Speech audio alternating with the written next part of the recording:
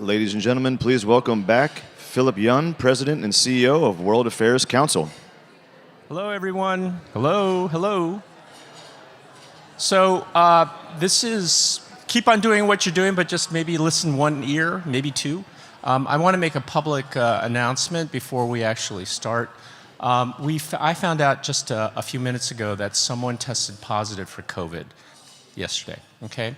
We found out this morning. I wanted to let everyone know about this right now. We have masks out there if you want to get them, and it's up to you. But I wanted to let you know that that is something that we just found out. It's also on the app that we put a few minutes ago as well. So we're going to start in a couple minutes. We're going to give you a little bit of time for those who do want masks to go out there right out in front, okay? So thank you for being here, and we'll start very, very shortly.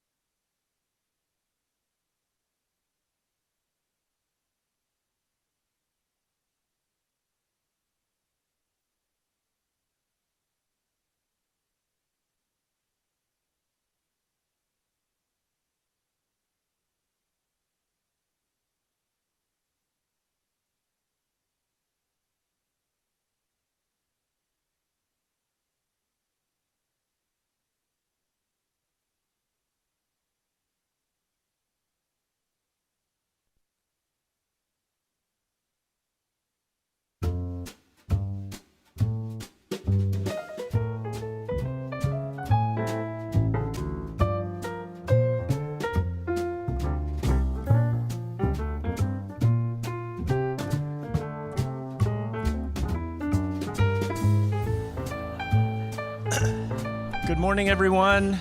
Good morning. Good morning. Please continue eating. Thank you for being here. Welcome back. We have sun, right? This is really amazing, right? And someone reminded me that the sun actually came out. I was so involved talking with Angela Glover-Blackwell, when she was talking, the sun actually did come out at that point in time, so I thought that was quite auspicious. I can't tell you how energized I am by yesterday. The staff, all of us are ecstatic about being able to host you. The energy has been absolutely amazing. And as we thought about, we talked a lot about this yesterday, as I thought about why specifically am I really pleased? Well, I think it's all readily apparent you've all connected, right? And there's going to be many more connections that are going to be made, so thank you for doing that.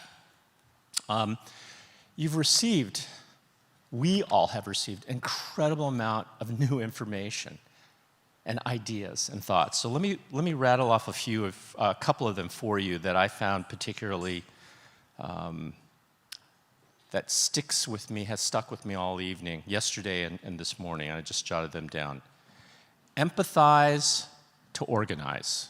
That was one thought that I thought was really, really cool. Fund courageously, trust generously.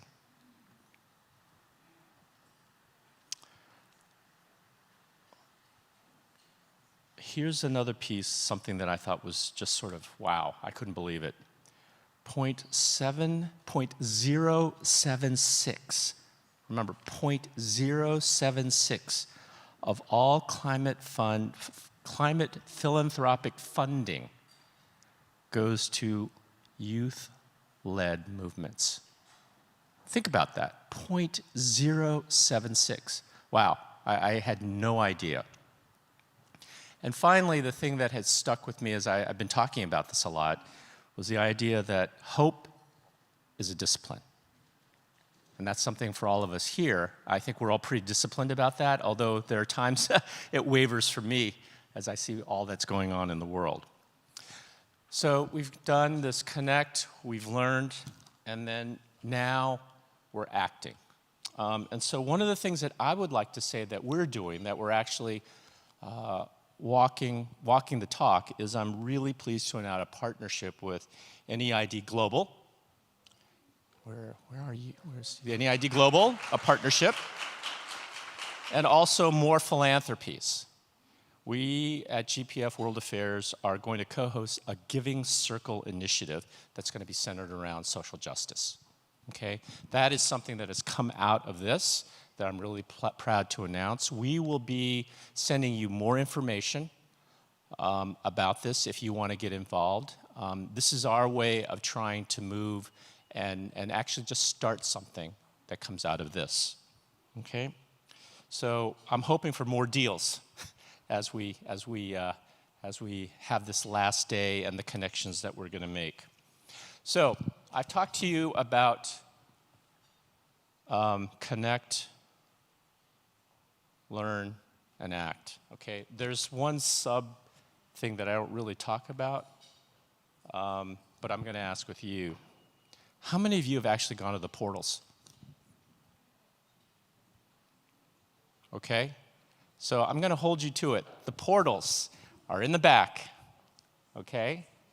There are going to be 2 viewing opportunities for you to do that, okay?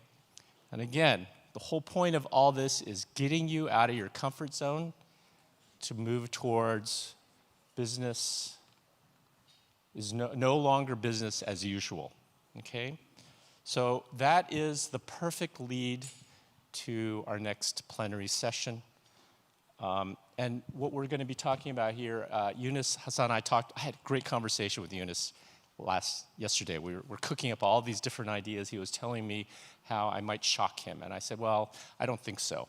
But I like what he said. And I think you will too, as a way for us to be thinking about how we can change the face of philanthropy. Yonis is the Justice Fund's co-founder and CEO. And he's going to talk about his thoughts about what we can be doing right now. Yonis, please.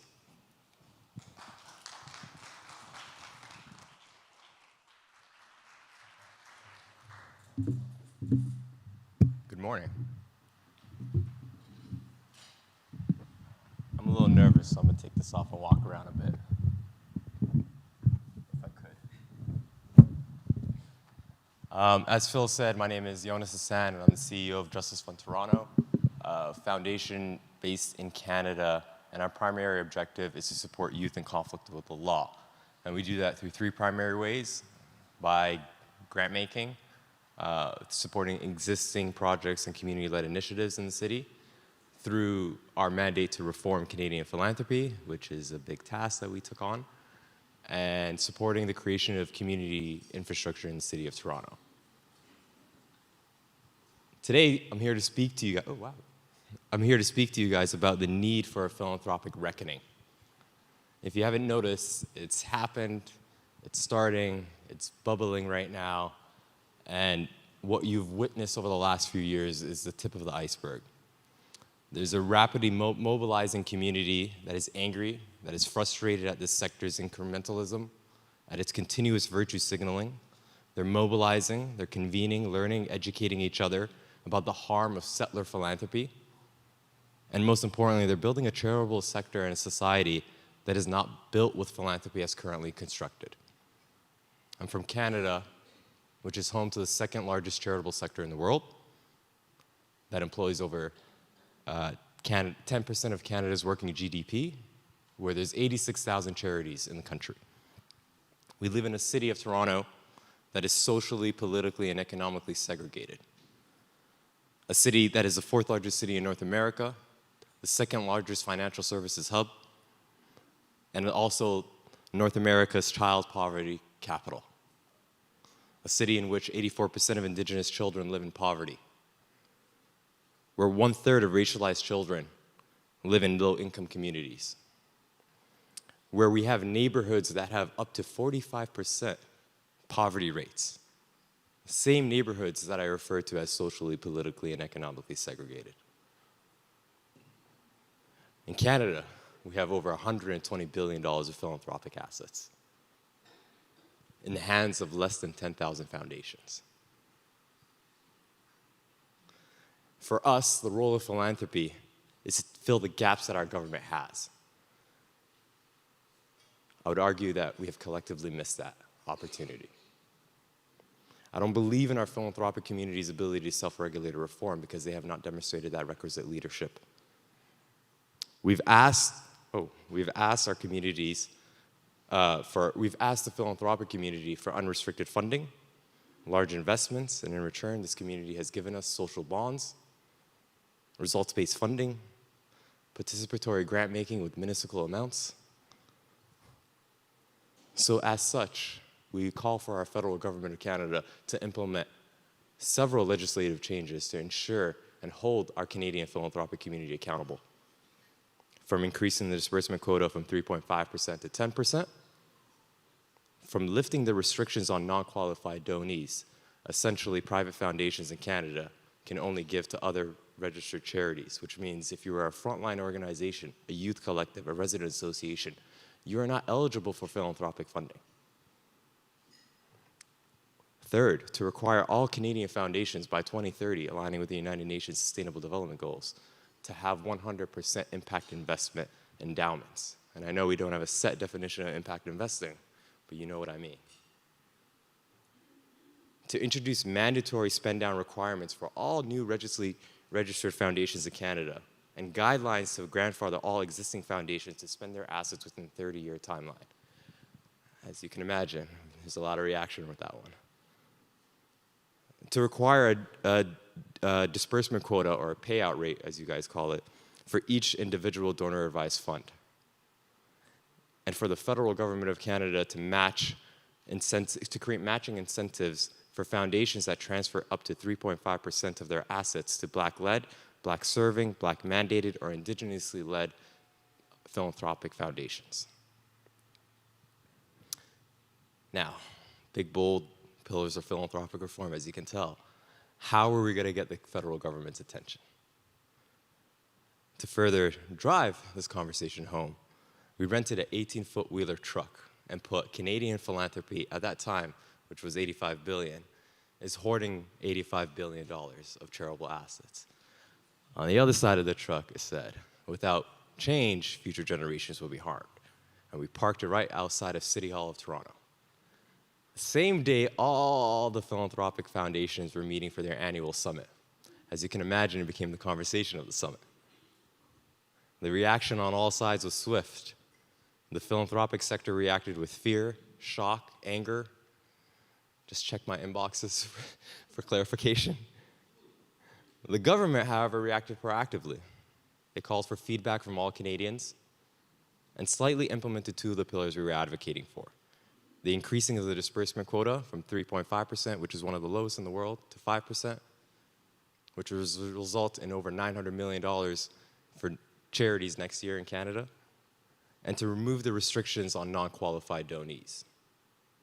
We begged and pleaded with the sector, often having to justify the validity of our pillars with the dead bodies in our communities. And all we got was continuous virtue signaling. See, paper proclamations on diversity, equity, trust-based philanthropy must be backed by changes in governance, in bylaws, and strategic mandates, along with implementing mission-based investments and impact investing. We are not interested in the global philanthropic sector's at times whimsical ability to turn simple solutions into buzzwords. We're not interested in your version of giving circles, trust-based philanthropy, or funder collaboratives if we are not at the table to make those decisions. The era of shock money in relation to the death of George Floyd has come and gone. Our moment of white consciousness is ended. And I beg with you to let donor fatigue creep in. For us, the role of philanthropy is to take risks, to transform society, and fill the gaps that government has. Less than 1% of charitable giving in Canada goes to Black charities. Less than 1% goes to Indigenous charities. BYU University here in the United States raises more money collectively than all Indigenous groups in Canada get. You processing that? All Indigenous groups. It's hard to justify these philanthropic assets when we have indigenous communities suffering from intergenerational boil water advisories, or that violence in the city of Toronto has increased to over 127% over the last 3 years, or that democracy around the world is being attacked prior to the invasion of Ukraine through the coups in West Africa, that white extremism is on the rise, that hate, wealth disparity, homelessness, mental health is a plague in our society. The power dynamics within the charitable sector have caused tremendous harm to Black and Indigenous charities. The donor-centric approach, often white donor-centric approach, has often created a dangerous environment where only major charities with fund development staffs that have the resources to prospect, cultivate, and secure major donations can actually accept transformational donations. Small, local, real not-for-profits often get left out. And it's very telling that the majority of this power is siloed into two communities' hands. Fund managers, who have the financial incentive to grow endowments, and grant executives, who are often disconnected from the communities that they are advocating for, who lack the lived experiences of those communities. The notion that holding these assets in perpetuity is helping our ability to sustain our work is offensive. It's the hubris of philanthropy to believe that new money won't come into the sector. In Canada, we are about to witness the largest wealth transfer in Canadian history. From Gen X to millennials, how much of these assets will be too much for them? Will $120 billion of philanthropic assets be enough for philanthropy in Canada to accomplish the goals that we want to accomplish? How much more webinars, discussions, op-eds do we need before philanthropy actually reacts? The philanthropic sector should be worried. The rise of technology, crowdfunding, crypto giving, decentralized autonomous organizations, Silicon Valley-backed apps like Daffy will contribute to this philanthropic reckoning. For community foundations in particular, the role that they hold in terms of being that gateway between communities, philanthropy, government, will be diminished as these apps and these other methods continue to grow. Millennials and Gen Z are scary. They're looking to support social movements that settler philanthropy considers too risky. From funding Indigenous land defenders to anti-Black racism activists to climate activists, particularly environmental funders.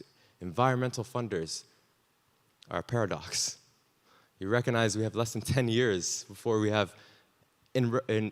can go back and make the changes that we need to, and yet you are not funding legislative change. You are not giving funding to grassroots organizations or activists. You are not behind these movements. I understand my tone might come off as aggressive, but I'm not questioning the generosity or commitment to the communities. We're just questioning the effectiveness and efficiency of charitable giving and philanthropy. I recognize I have the ability to say this on stage because my organization is co-founded by members of October's very own, OVO, Drake. Noah Forty Shabib, who's Drake's producer, is behind us, which I know gives me the privilege to stand on stage and say what I need to say because I am not afraid of the hand that feeds me, because philanthropy does not. I recognize I have a tremendous amount of social capital that allows me to be in these spaces and say what I want to say, that a lot of frontline organizations don't have the same ability to do so. My philanthropy is bold. My philanthropy is messy. It's non-linear. It's built on collaboration. It's driven by trust, humility, and vision. It's not backed by KPIs or participatory grant making or social impact bonds, results-based funding, pay-for-success models. It's not interested in your sudden interests in giving circles, which are a form of community resilience and defiance to the indifference of philanthropy. We've been given the privilege of deciding when and where to allocate taxpayer money. And that is what philanthropic assets are, taxpayer money. When we are window shopping charitable initiatives, even though we have these assets, we are prioritizing our own vanity over preserving capital, over people, over planet. Who in the philanthropic sector will speak out on this for bold philanthropic innovation and change? I recognize the power dynamics. I am not a Gates Foundation or any of these other foundations that have tremendous amount of assets. Will we allow ourselves to be governed by a charitable sector whose laws that are rooted in exploitation, racism, colonialism, extraction, and the genocide of indigenous peoples, particularly in Canada. Our philanthropic sector is not only immoral, it's bad public policy. So let us be let's be accomplices for change and not performative allies. Thank you very much.